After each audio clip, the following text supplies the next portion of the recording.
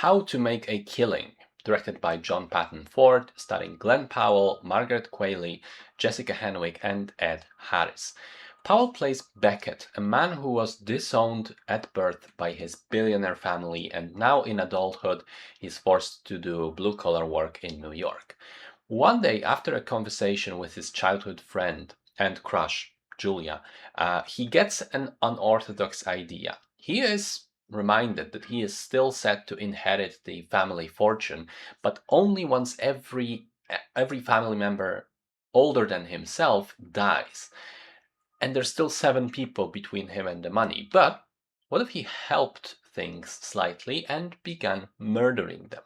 So this was marketed as a dark comedy, which I think was deliberately misleading, because the film ends up, yes, being slightly wacky and slightly comedic, sure, but a rather depressing cautionary tale about how greed corrupts a person's soul and takes away not only his conscience but everything good in life. And while it certainly has flaws and some leaps in logic, especially towards the third act, I really appreciated the film for how unexpected its story turned out to be. I love that it used marketing to completely mislead the audience about Margaret Qualley's role in this, and also hid Jessica Henwick.